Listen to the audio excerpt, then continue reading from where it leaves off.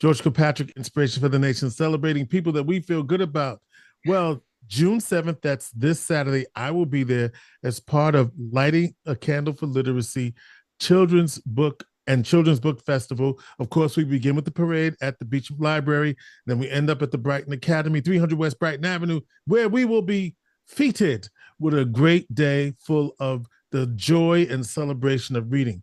And one of the artists that we will have the opportunity to meet is Rob Cameron. He is the author of Daydreamer, and it is described as a genre-bending tale of fiction.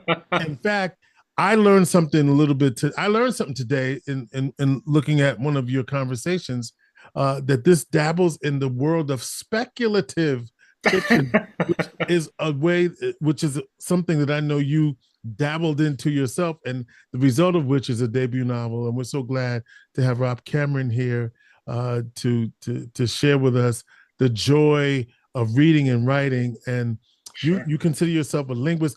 What was that word that you had? We were talking before that you gave me. I forgot the word that you. Which word? We were talking about my love for the Giants versus the Buffalo Bills, schismogenesis. Yeah, schismogenesis.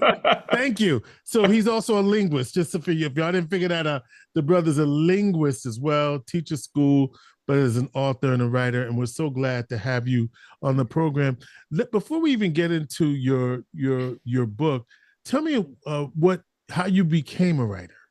Oh, it's really funny. So let me first say that I did not think about becoming a professional writer until my 30s, like early 30s. Before then, my degree is in applied linguistics, which goes directly to my day job as an ESL teacher here in New York City. I teach at a school in Brooklyn, South Brooklyn, Sunset Park, Borough Park, South Brooklyn. I'm here. And for years, I would read comic books, but I really didn't read a lot of sci-fi and fantasy because I was just into my research, basically. And then I came to New York City and I got back in touch with my friends from college who we're all D&D fans, Dungeons and Dragons fans. If you can see, you can't see it from here, but I have a bunch of books we play together. And my friend Tony at the time said, Cameron, you spend so much time with your friends and making up stories when you play D&D, you have a game master, and I was game master for a while, and I would write chapters of detail to go along with the stories that we're actually playing through like it's a game.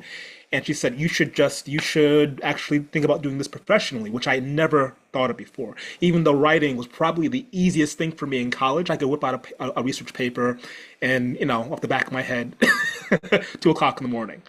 And I did it, and I got more and more into it. I said, oh, this is something that suddenly, I don't know why I didn't do this before, but I love it. I absolutely love it. And I got involved with an organization called Brooklyn Speculative Fiction Writers here in New York City. Now, back then, it was only a very small group, but now we are about 180 people. We're going to become a nonprofit very soon. Our whole premise is teaching people about fantasy, fiction, science, horror, how to write it. The different things that are involved in it, ideas that percolate through this particular genre. And so this organization really taught me how to write. And so some people like to write for themselves, but I wanted to write professionally. So I put in the work by having other people read my work, reading other people's work, doing a lot of extra reading, and going through a lot of, I guess, self-discovery before I figured out the first story that I really felt like I needed to start and finish. A lot of people will write a story or they'll think of a story, but they get to the end and then look at it and say, okay, this is worth going over and doing it again, because when you write a book, even though a book might be 100,000 words, you probably looked at that story many, many, many times over, 400,000 words, 500,000 words over. And so I went through the process, met the right people, found my agent, and then found my Just Right editor, Lisa Abrams. And then she said, Cameron, I love your book, but now I want you to edit again. So this is the whole process. If you really love the written word and you like the idea, if you truly love the idea of telling stories, if you have stories in you, then absolutely you can cross that your own personal finish line and start writing whatever it is. But for me, speculative fiction, which is really a general term for fantasy, for science fiction, for horror, for magical realism, for basically anything that takes the speculative, that takes the element of the unreal and makes it real in the story, that is speculative fiction. Why isn't it just fiction? Because it's a very good question. Because when you think about it, all fiction in some way is speculative. Once you start writing a story that did not happen, but Right.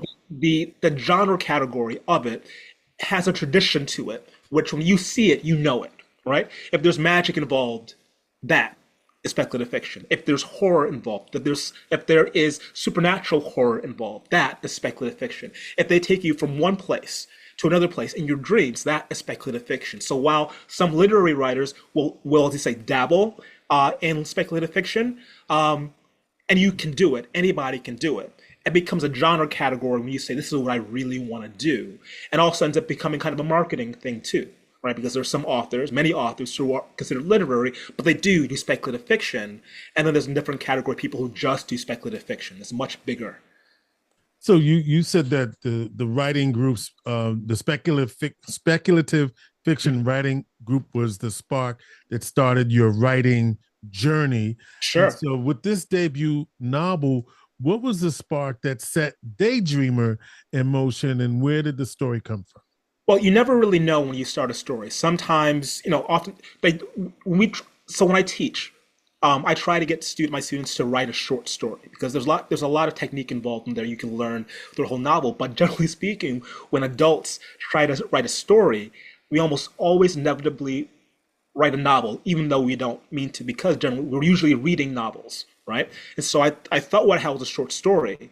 I kept on writing and writing and writing. I'm really into this, and the characters were kind of I knew them already on the page. So the main character Charles very much was like me growing up.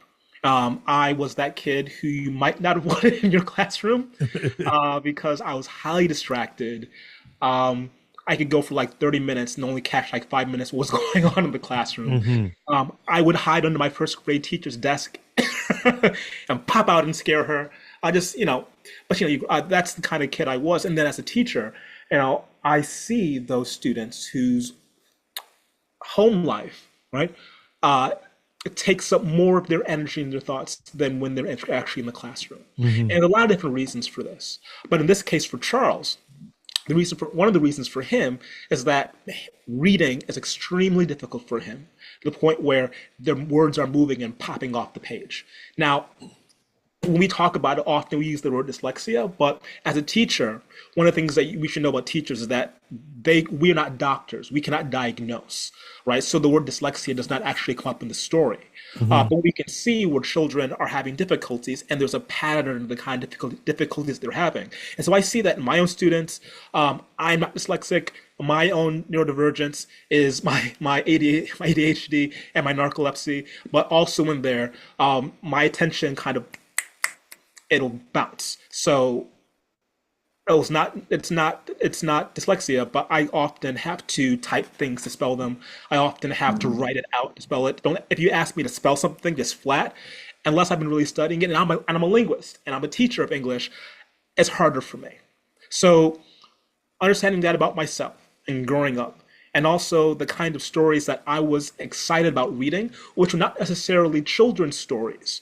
I was reading the King James Bible when I was 8. I was reading Dragonlance Chronicles, which is, teachers have a scale called Lexile, which we determine linguistic difficulty with the vocabulary and the syntax. Very high Lexile level, and I was 8 years old. So I was reading things that did not have any borders on them when someone was telling me, this is for children, this is not for children. And I was absorbing it all. And somehow in there, it was all focused on dragons. So I wanted to impart that fantasy aspect of it, as well as, the things that really happen in somebody's life, which are serious, which can then be explained and even be more cathartic through fantasy. And that's for children, that's for teenagers, that's for adults. Finding catharsis in things that we read allows for us to put a little bit of space between us and our own emotions and feelings by having something on the page. The story ends up being a kind of middle ground where we can play and deal with those emotions. Can I ask another question about the neurodivergence that you talked about, Sure. which is ADHD? It would seem to me that it would make it harder to read and finish books. Yes. So this is where, a lot of what we talk about when it comes to, we say a child is lazy. I find more often simply is a matter of them not being motivated, right? And if you were to give me a book that I was really into, which blew my mind, I'm going to read it and I would finish it. I would stay up late at night until my eyes were doing this muscle thing. I would stay up and I would read by my nightlight until I would just shut down. So the very thing where we think, oh, move from one thing to the next, if it captures you, then you're going to stay with it, is what I'm hearing you say. Yes. Now, I don't want to get too clinical, but it really does depend. When we talk about neurodivergence and we talk about disability, they're not exactly the same thing. Disability is there's a term, it's a medical term. Like there are legal definitions. Neurodivergence is not. So the point where, the way that you see the world, the way that you interact with the world does inhibit you from having your own life, then it starts to merge into disability. But for me, everything that I've come across, everything in my life has made my particular issues very manageable. Right, I have medication for it. It's very manageable. Right. I have therapy for it. It's very manageable. And the more to the point is, I'm doing what I love. So it makes it easier for me to go into actually a higher kind of focus on certain things. So we chatted. You're in the chat that we had. You said that the character is dyslexic, and so was there in a moment in the story so what's the story about? Let me just start with that. What is the story about? Daydreamer, by the way, Rob Cameron is our guest. So the main story is about a boy named Charles who suffers from dyslexia, but also he has an amazing imagination, and he lives in this place, and he lives in the city. And for the story, it's just the city because he's a kid, and that's just the city. Right. And he lives in a building where his super of his building has told him that many of the other people in the building aren't really people. They're folklore creatures who have learned how to skinwalk, which basically means they know they have to deal with humans, so we're going to look like humans so we can live here and not be bothered, right? And the super, his name is Glory Miles, is also a dragon. According to Glory, he's also a dragon. So Charles lives in this building with them, and when he goes to sleep, his dreams are filled with these creatures, right? These dreams are really where he feels like he has the most power. And what he dreams becomes a very important part of the story, because when another creature moves into the building, trolls, one of them attacks his dreams. Not just his, but the dreams of other people in the building. And so even though Charles is a boy, he's still a child, he has to deal with this, and he has to deal with it himself, which is one of the dangers, right? Is when you tell a child you must do this by yourself, automatically something's gone wrong. And so that's one of the things I want to kind of bring attention to as well. So the novel blends, some say the novel is real with speculative elements, with a deeply grounded. So are you kind of going in and out? Sorry about that. Let me just clear that up for you. So the novel blends speculative elements with deeply grounded emotion. How do you strike that balance between fantasy and emotional truth? Because you obviously want us to be on that journey with Charles. So I will say first, I think as a writer, if you know your characters and you know what you're trying to say, the emotional truth aspect of it is not easy, but it flows, right? The fantasy aspect of it is just fun. I mean, you can tell, as a writer, if you tell somebody, if you're writing the page and they're a dragon, you just put that into the work. There's no extra mental gymnastics to go through. Say, oh, okay, there's a dragon. I get it. Let's keep on moving. But in writing this, I decided to tell the first person, and this was a very specific decision, because the first person, both the objective and the subjective reality of a particular character are just as real. So whether he's dreaming, whether he's at school dealing with toys, whether he has to deal with his mom who's overprotective, yet has her own thing going on, whether he has to deal with his evil babysitter, right? Who it makes all kinds of difficult for him. All these experiences are real for him, and there's no distinction because for him, they all matter. They all have an impact on him. So, the question of what's real and what's not is something that I try to get at in the story. But with the focus on because it's real for them, because it's real for Charles, you have to take it seriously. You have to take it seriously as he does, because you read the story along with it. And honestly, a lot of kids, and as a teacher, I see this year, I have I'm the fourth grade teacher for basically the entire school. So ESLT, I have about 90 students. It's very easy to see a child having a day, having a day. Mm-hmm. But if we can take the time to see that, oh, they're wrapped up in something which is just as big as you, or maybe bigger, and makes it easier to connect with them, and for me to do my job and kind of focus on things that really matter.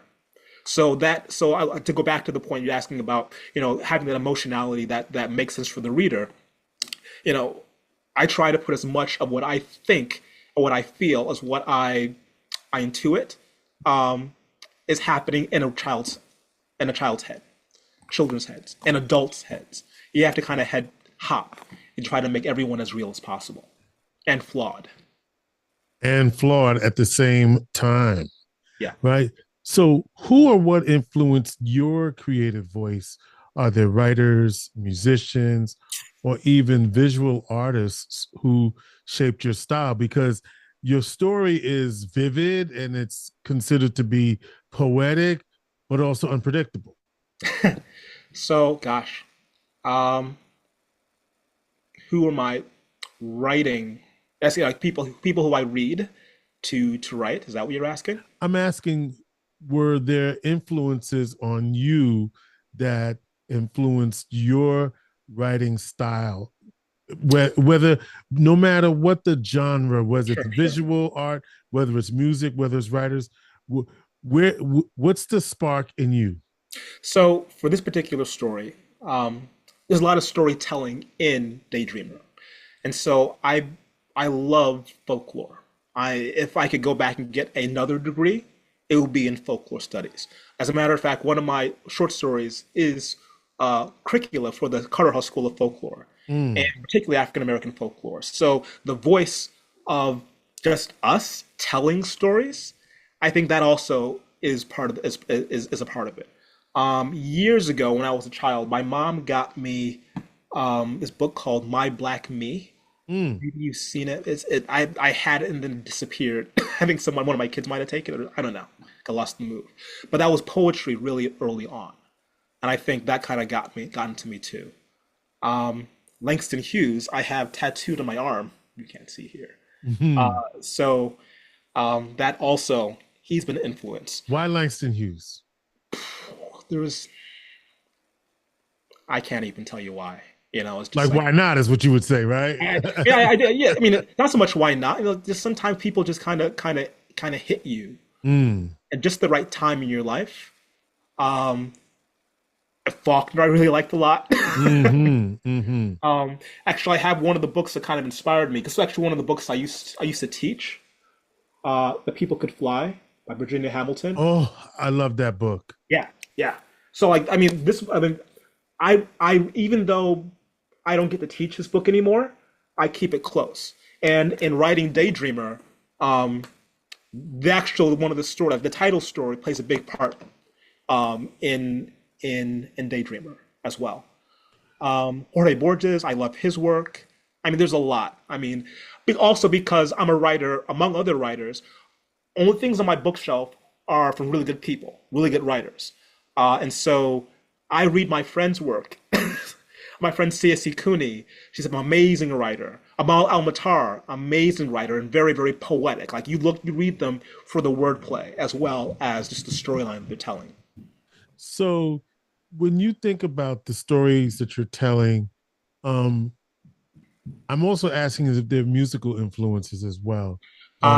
Because your style has been suggested as having a certain rhythm, almost musical.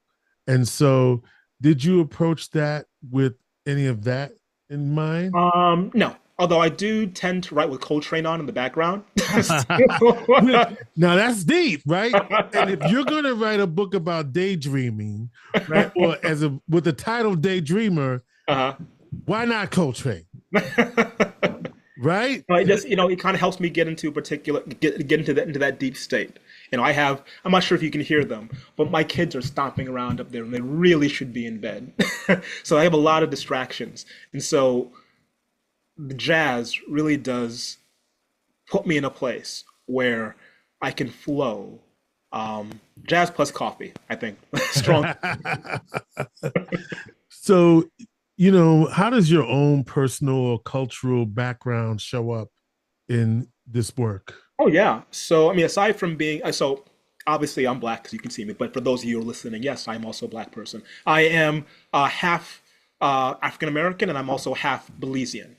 So both of these, like part of my own story, makes its way into the story. The mother character, Dorothy, in Daydreamer, is Belizean, and Mm. while she is not my mom, Hmm. different personalities. One of the things that my mom said to me very early on, like literally the day I was born, was, "It's just you and me, kid." Mm. And that makes its way into it's an important part of the story as well. And also being Belizean is also makes its way into the story. Some of the creatures that are here in the story, some of the folklore creatures, they are from the Caribbean. I don't want to give any of them away, but that part certainly. And I don't know, just my mom is from so in Belize, um, one of the things that is education is something that which is really prized. And so my grandmother was the principal of the largest school, elementary school in Belize. Hmm. My mom, she while was not a teacher herself, she was an administrator in the Rochester City School District, Human Resources, hiring teachers. My uncle Leslie, who helped raise me, he was a teacher. My wife is a teacher. Actually, she's a dean. I've always been surrounded by educators. So and that and wanting to and that kind of wanting to having stories to tell about um, going through the process, going through the system, and knowing the value of education and kind of sometimes how it misses, even when the best intentions are there. That's part of the story I wanted to tell. Yeah, and of course, Belize having its own unique cultural identity, Hmm. Garifuna, and as well as other parts of that. Uh, yeah, it's a fascinating place. Yeah, yeah. And believes in Americans. Like my great aunt, she was the first person to come to the United States. She was like the matriarch in Chicago, and we would all my family came through her to get Mm, here. mm, And she wasn't just a place for Belizeans, any immigrants. Like she ended up with a big house, and the story is very interesting and takes too right, long, honestly, to bring most of it. But she would be like a not a halfway house, but basically people who were coming from other countries, they right. needed a place to start. They could find my aunt. There's some kind of connection. They would start there. You in today's world, what does it mean to be a daydreamer, and why do we still need them?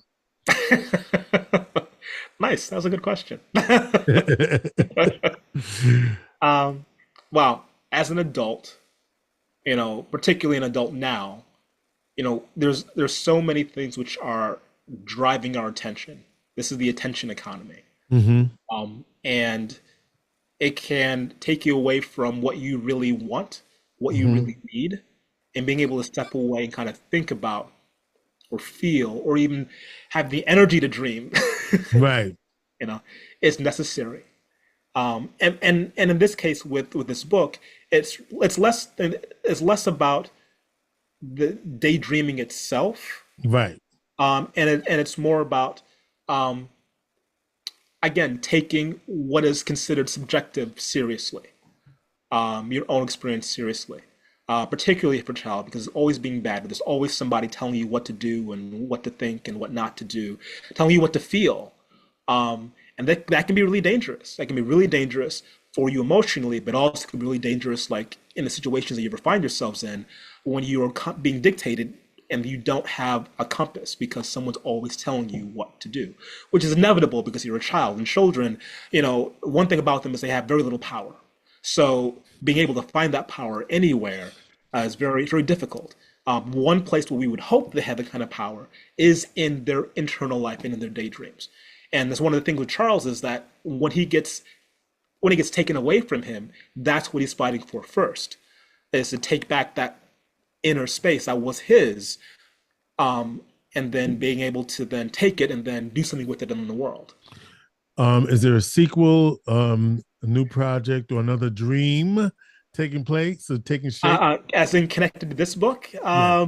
ask my editor, ask Random House, put some pressure on them, say, hey, listen, really, truly, the what moves the dial for publishers is people buying books and talking about books. So, I highly, I recommend, I need for people to be talking about Daydreamer would be wonderful. To talk to more people about it because that's what makes them decide. Okay, people are talking about this book, they're buying the book. We'll give them another book. How about this? They can hear you talk about your book on this Saturday, June 7th, Fantastic. at the Light a Candle for Literacy Children's Book Festival at the Brighton Academy, 300 West Brighton Avenue. After the parade at 11 at 12 o'clock, Rob Cameron will be there to read his book and sign his book. Yep. So you need to buy your book. Go ahead. Oh yeah. Also, I will be showing you how to draw dragons as well. I love it. Are you an Yeah. artist? I used to be, so I still have the pen hand. I can still make it work when I need to. I know that's right. And you kind of touched on this earlier, but what's one piece of advice you would give to those who have a unique voice but are still trying to find their place in the world of storytelling? Read everything. Yeah. Poetry. Read poetry. Mm, Essays. Read essays. Get recommendations for something that you like and then follow it to the next thing. You don't have to finish a story if you don't like it. You can mm. try, see what the flavor is, but find something which speaks to you in the written word. Because we can very often get stuck in the visual, which is fine to watch and enjoy watching. But looking at the word on the page, dealing with the word on the page, something about it which cannot be replaced, even though they're trying. And I should have asked this since we're going to a children's book festival, but who's your reader? I know everyone is your reader, but who's your main audience for this book? Sure. So my main audience are is really this is funny. So this is for boys from like ages 10, 11, 12. But my again, that's who I was writing to and also to their parents as well, be reading this with them. But my friend Pradeep just sent me a video of his niece, and they're from India, Hmm. reading Daydreamer for the second time. So she saw a Right. video of her holding it up, saying thank you very much. So even though it's focused on boys, I want to say black boys, but really all boys, and also those students who have some kind of neurodivergence. The audiobook, by the way, is fantastic. For Daydreamer.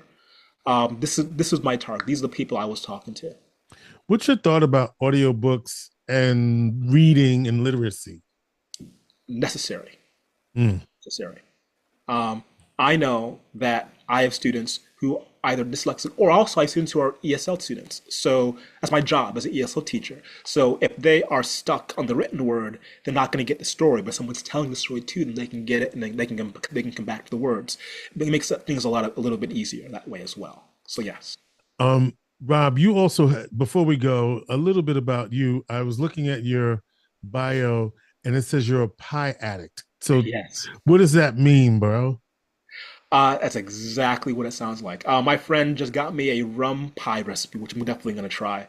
I had a birthday party last year. I told my friends, bring what you want, bring some rum, bring some pie, and everybody took the pie part. So I ended up with 12 different pies.